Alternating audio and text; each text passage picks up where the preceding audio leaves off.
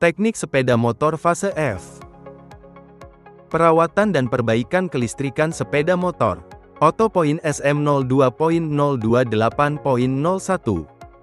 Tujuan pembelajaran.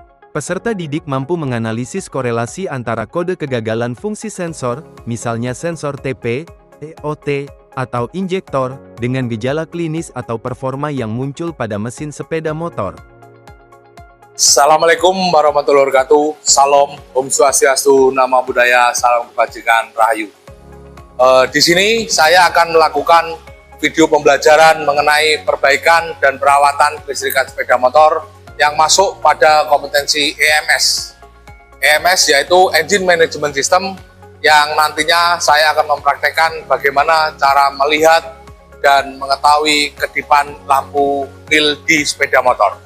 Pernahkah kalian menghadapi situasi saat berkendara, motor mogok, tarikan blebet, dan ada lampu indikator di sini yang menyala? Lampu indikator ini namanya yaitu mil atau malfungsi indikator lamp. Nanti kita akan bahas secara cerdas dan cermat di pembelajaran hari ini. Namun sebelum belajar, kita harus menggunakan APD. APD yang pertama yaitu kita harus memakai sarung tangan. Kita menggunakan avometer untuk mengetahui nanti bagaimana dalam soket di bagian-bagian yang akan kita teliti nanti mengenai mempunyai hambatan atau kerusakan atau bahkan sobek dan digigit binatang yang biasanya yang ada di rumah kita. Lalu kita untuk melihat, mengetes lampunya, kita menggunakan SCS atau soket yang dipasangkan di DLC. Dan jika kerusakannya lebih lanjut, kita menggunakan yang namanya scan tool. Ada lagi, kita harus mengacu pada buku manual yang ada dan serta buku pembelajaran yang sesuai dengan perbaikan dan perawatan kelistrikan sepeda motor. Nah, ketika kunci kotak on, kita lihat di starter dulu.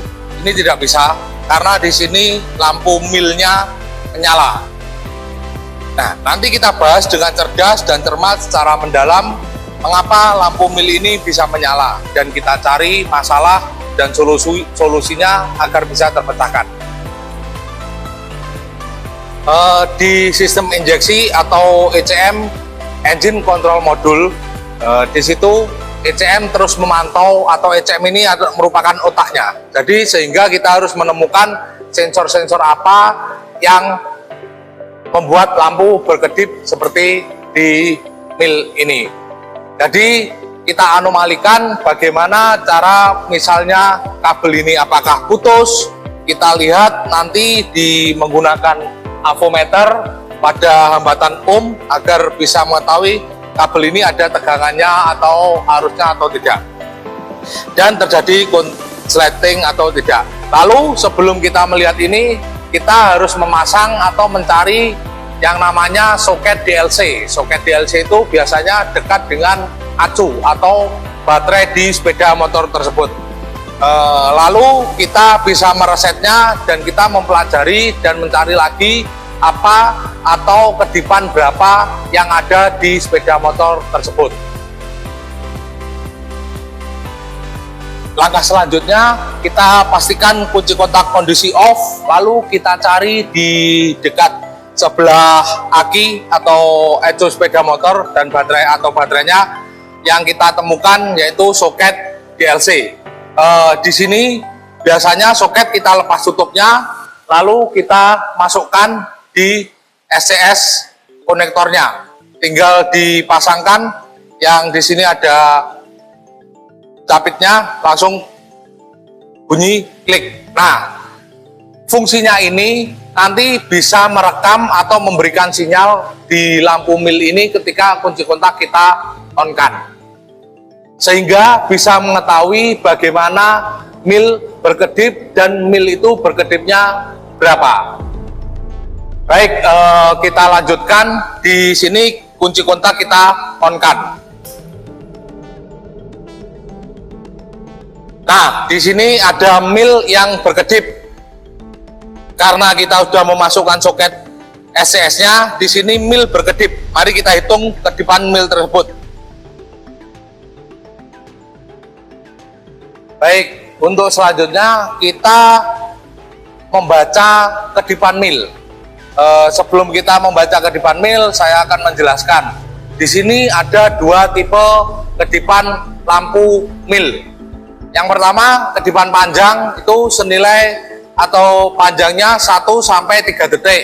Itu bernilai 10. Dan untuk kedipan pendek atau kedipan cepat itu bernilai 0,3 detik. Itu bernilai 1. Jadi nanti kita akan membaca dan mencontohkan kedipan panjang itu seperti apa dan kedipan pendek itu seperti apa, lalu kita jumlahkan dan identifikasi di kedipan tersebut. Baik, kita fokuskan kepada lampu mil yang ada di sini. Kita tunggu. Nah, di sini ada kedipan panjang 1, 2. Kita ulangi lagi, kedipan panjang 1, kedipan pendek 1, 2. Berarti kita asumsikan kedipan panjangnya senilai 10 dan kedipan pendeknya 2 kali, jadi 12. Menurut materi di buku manual atau BPR-nya, kita melihat kedipan 12 itu merupakan dari kedipan injektor yang ada di sepeda motor. Sehingga kita harus melihat dan meneliti di sensor tersebut, kita mencari sensor tersebut itu apakah benar-benar sensornya lepas di soketnya, atau rusak arusnya, atau rusak hambatannya, bahkan kabelnya putus atau tergigit hewan. Untuk selanjutnya, di sini kita bisa mengetahui perbedaan mekanik biasa dan mekanik yang lebih kompeten. Tadi sudah berkedip sekitar 12 kedipan yang menunjukkan injektor. Jadi kita tidak boleh langsung memvonis untuk bagaimana caranya mengganti injektor tersebut atau membeli baru dan memasangnya lagi. Kita di sini belajar deep learning atau analisis yang kritis untuk mengetahui di situ. Yang pertama, kita lihat di soket injektornya ini dia kendur atau berfungsi soket injektor ini. Lalu kita lihat di bagian kabelnya sini, kita melihat kabel yang mengarah ke ECM ini kabelnya masih baik atau tergigit oleh tikus.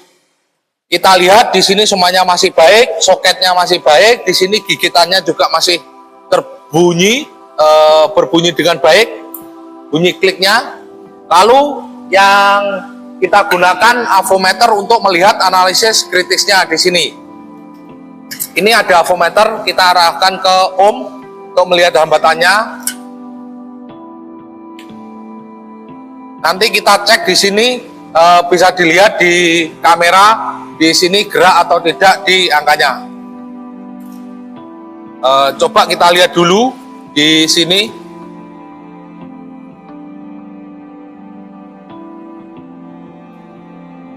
Nah, di sini gerak dan menunjukkan ada hambatan yang berjalan. Berarti di sini untuk analisis kritisnya injektor ini masih berfungsi dengan baik, sehingga kita bisa melakukan analisis kritis berikutnya. Ini untuk di injektornya. Langkah selanjutnya kita udah mengetahui gejalanya, tidak rusak, soket masih baik, berbunyi klik ketika dipasang. Lalu kita tes dengan avometer, masih berjalan dengan baik, ada batanya. Langkah selanjutnya kita menyelesaikan ke tahap berikutnya, yaitu tahap kesimpulan dan tahap cara mereset agar kode mil tidak nyala lagi di sepeda motor ini. Langkah selanjutnya kita sudah mengetahui tadi dicek di avometer ada hambatan dan kabel tidak digigit oleh tikus, sehingga kita untuk selanjutnya melakukan reset. Yang pertama, pastikan kunci kontak kondisi off. Lalu nanti kunci kontaknya soket ini atau soket SCS-nya dimasukkan ke soket DLC. Setelah itu kita tahan waktu sampai berkedip menunjukkan kode kerusakan di injektor tadi, yaitu kode 12. Setelah kurang lebih waktu 5 detik, nah dalam waktu 5 detik lagi itu nanti kita lepas dan cabut pasang soket SCS ini di soket DLC-nya. Jika sudah kita lakukan dan berhasil, itu tandanya di sini nanti lampu mil berkedip dengan cepat. Jika sudah berkedip dengan cepat, itu nanti kunci kontak kita off-kan. Langkah penghapusan kode, reset memori ECM. 1. Dalam kondisi SCS tool terpasang di DLC, putar kunci kontak on. 2. Saat lampu mil menyala, berkedip, cabut SCS tool dari DLC. 3. Lampu mil akan menyala terang, tanpa berkedip, selama sekitar 5 detik. 4. Dalam rentang 5 detik tersebut, pasang kembali SCS tool ke DLC. 5. Jika berhasil, lampu mil akan berkedip pendek tanpa henti secara cepat, kedipan sukses. 6. Putar kunci kontak off dan cabut SCS tool. Perhatikan untuk langkah reset yang akan saya lakukan. Pastikan kunci kontak off, lalu kita masukkan di soket SCS-nya ke soket DLC. Kalau sudah kita masukkan, kita on-kan kunci kontak. Kita tahan sampai waktu kurang lebih 5 detik dan menunjukkan kedipan mil pada kode 12 injektor yang tadi. Kita lihat dulu, kedipan cepat, kedipan panjang 1, kedipan cepat 2. Baik, untuk selanjutnya kita lepas di soket SCS-nya. Kita lepas, kita masukkan lagi, kita tunggu hasilnya yang ada di sini. Nah, di sini lampu mil menunjukkan kedipan yang sangat cepat. Berarti prosesnya kita sudah selesai dan berhasil, lalu matikan kunci kontak dan dilepas soket SCS-nya. Kesimpulan pada video pembelajaran hari ini, ketelitian membaca durasi kedipan dan mengutamakan komponen jalur kelistrikan merupakan kunci utama dalam pembelajaran EMS atau Engine Management System. Pesan dari saya, selamat berlatih di workshop kalian dan sampai jumpa pada materi selanjutnya. Namun, tetap harus utamakan K3 yang paling utama demi keselamatan dan kesehatan kerja pada saat kita bekerja di workshop. Dari saya, sekian. Wabillahi taufiq wal hidayah. Wassalamualaikum warahmatullahi wabarakatuh. Sampai jumpa. Refleksi pembelajaran. Mari sejenak merefleksikan proses belajar kita hari ini. Saat kita berhadapan dengan kedipan lampu mil, kita sebenarnya tidak sekadar berhadapan dengan masalah teknis, melainkan sedang berkomunikasi dengan bahasa sistem kendaraan.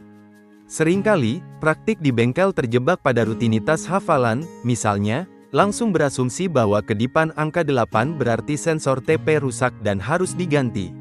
Namun, esensi dari pembelajaran yang bermakna terjadi ketika kita berhenti sejenak dan mulai bertanya kritis, mengapa sensor ini dilaporkan gagal berfungsi oleh ECM? Kedipan mil hanyalah sebuah gejala, bukan akar masalah. Pemahaman ini adalah garis batas yang membedakan antara seorang tukang ganti suku cadang, parts replacer, dengan seorang teknisi diagnostik yang kompeten. Saat kita mulai mengambil multitester, merunut diagram kelistrikan, wiring diagram, dan mencari tahu apakah penyebabnya adalah kabel yang digigit tikus, soket yang berkarat, atau murni kerusakan komponen, disitulah nalar analitis dan kemandirian kita benar-benar diuji. Menjadi teknisi hebat bukan berarti cepat mengganti barang, tetapi presisi dalam menemukan sumber masalah.